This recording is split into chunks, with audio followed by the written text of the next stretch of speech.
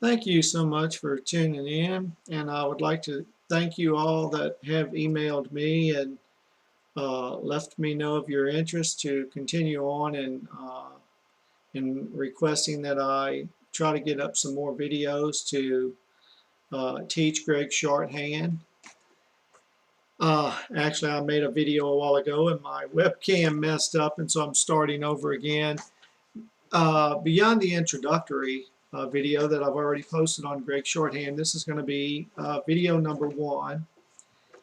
And instead of going straight to the Gregg Shorthand alphabet, which I had previously planned on doing beyond the introductory, even though I touched on the benefits of knowing Gregg Shorthand in the introductory video, I would like to pursue that a little bit further before I go into actually the alphabet of Gregg Shorthand. And in just a few moments, I'm going to be moving the computer a little bit, so you'll be seeing everything move just a little bit. And while I'm talking, we're going to go to a little whiteboard that I have with a felt tip pen, and I'm going to do some writing for you. And because I really want to show you the importance of, or rather the benefits of Gregg Shorthand and how it can help you. I learned a long time ago, especially in math, if you cannot show a student the benefits that they're going to reap from what you're trying to teach them, one of the main reasons why so many students above every other subject in high school they drop out is because of algebra. When they go from conventional math to algebra and you can't explain to them the difference between a constant and a variable, and while we're dealing with alphabets, and how is this even going to help us in life, if you cannot show that student how learning math all the way through calculus is going to help them for higher realms of education and how it's going to benefit them even in practical applications in life, they're not going to see much of an importance of pursuing math or even learning it any further. And it gets dull to them. So I don't think I actually touched on the point just quite enough to let the viewer know just really how much of a benefit it is to know Gregg Shorthand. Let me touch a little bit on the Gregg Shorthand tablets before I go to the board.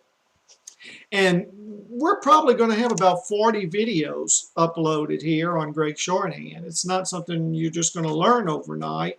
And I've got a lot to share with you, so let's look forward to about 40 more videos beyond this one even in the future. And Gregg Shorthand, some people get the idea that Gregg Shorthand actually favors our English language, and we might write a few alphabets in the English language, and we might just leave off a few, but actually that is what shorthand kind of looks like.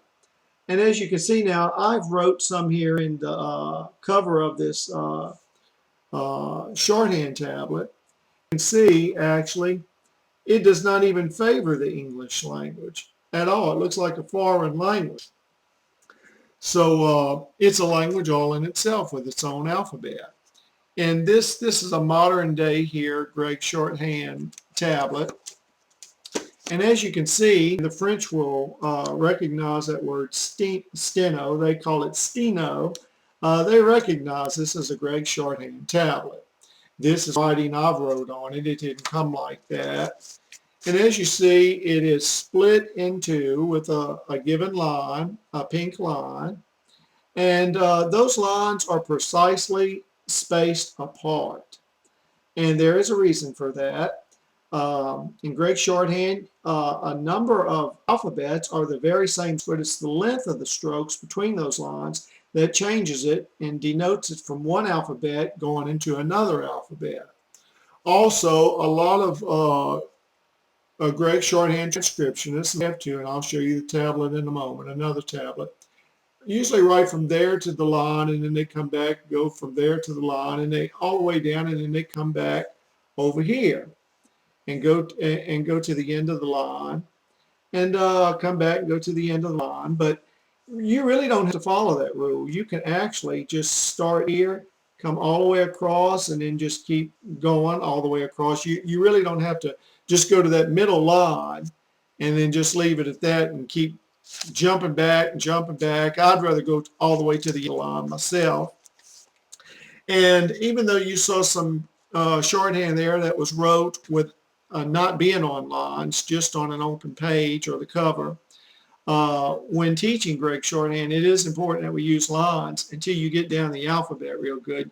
And you'll see just what I mean even more so here in just